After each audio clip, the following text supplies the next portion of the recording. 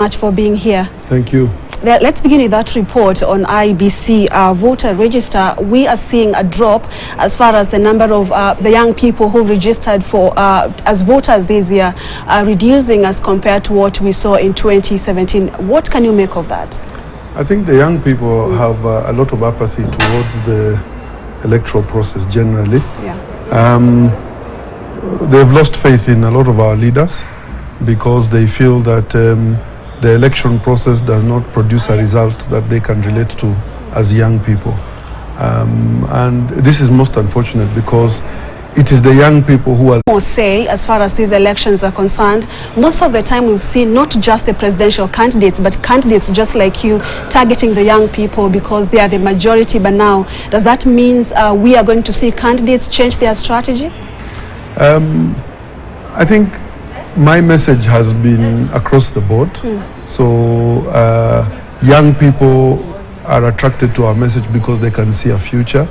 The more mature people have already assessed other candidates and they've had an opportunity to see them, so they know what it is we are bringing to the table and they're able to differentiate our caliber towards the caliber of our competitors. So for me, I don't see any direct impact. I don't see any direct impact in terms of the voter turnout based on the young people. I just personally, I would wish more young people had the confidence and the interest to be involved in the process.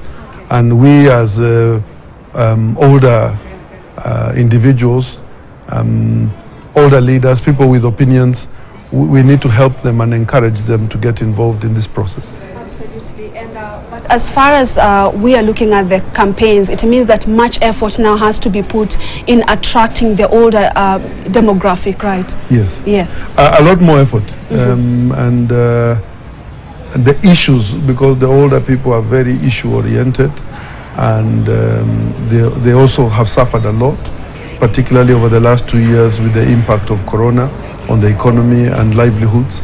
So they are looking at leaders who can potentially lift them out of their current situation. Right. Yes. Okay. And now let's come to Machakos County, where you are vying as a governor. We've seen, do I call it sibling rivalry with your opponents? We have the Waipers, Wavinya Ndeti, and of course we had an issue with degree certification and all that. Maybe how far is it for you to agree, because there was also the issue to do with mapping and grouping and zoning of some of these regions, and there was also a conversation going on that, you know, maybe there were talks that you are supposed to give way probably for Waipa. And so how best can this issue on siblings rivalry in parties, we are seeing the same thing with Kenya Kwanza, how best can that be addressed? You know, the Azimio coalition has 26 parties.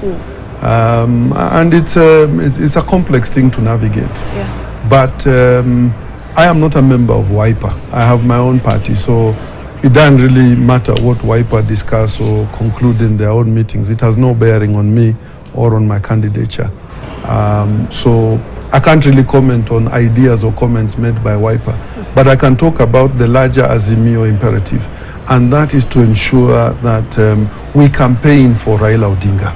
And we secure a head of state who has the best interests of our nation at heart. And for me, if there was ever to be a discussion around which candidate should make way for another, this would have been easier if our friends from Waipa had made up their minds earlier. But you know, 2 steps forward, 1 step back, 6 steps sideways, you know, they couldn't make up their minds, and really they are suffering from their own confusion as to where they find themselves. Yeah. So my candidature is not up for negotiation.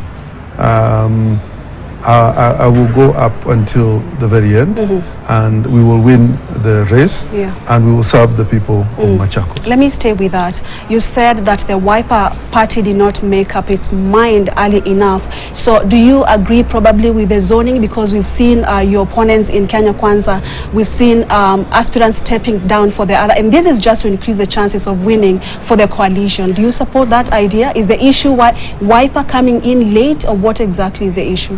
Again, I said I don't want to comment about Wiper. Wiper can speak for themselves. Okay. I want to comment about Machakos. The gubernatorial race has no Kenya Kwanza presence because the Kenya Kwanza candidates are non-starters. Already, if you look at opinion polls coming through, Raila Odinga is largely going to secure over 80% of the vote in Ukambani region. And this is in no small part because of Kalonzo Musyoka. So, you know, we have to give credit where credit is due. Initially, we were targeting about 40 to 55% of the vote, which we could have secured with or without Kalonzo's presence. But with Kalonzo on board now, the region is firmly locked for Raila. On the gubernatorial side, I'll tell you in Machakos County, Kenya Kwanza have maybe possibility of getting one seat at the MP level and possibly one or two MCAs in one area, in one or two areas. But beyond that, they have no visible presence at the gubernatorial race. There will be no justification for zoning at all because the polls do not reflect the need for any zoning. Absolutely. All right. Maybe we can shift a little bit from politics. Yes. WRC, you have participated before. It's election year and it's going down over the weekend. Are you going to take part of that? Or are you busy with the campaign? I'll be asking for votes. I'll be on the campaign trail. Yeah. But I really want to wish the Kenyan contingent that will be taking part in the WRC the best of luck. I hope they fly our flag high. I wish our young drivers, Karan Patel, Wahome, McRae, and the young ones, Maxine, and all of them. I wish them a very good run, and I hope they give our visitors a run for their money, as I know they will, because we know those roads in Kedong back to front. We know the Soisambu roads back to front. So I think our drivers might only be let down by the generation of cars that they're using. But if they were to be given the same vehicles as our counterparts from Europe, we will probably not allow any of them to win this event. My own money is on Sebastian Loeb. Okay. And he's the guy I'm backing. Before, I was a fan of the young Kale Rovanpera and the Japanese driver, Kata.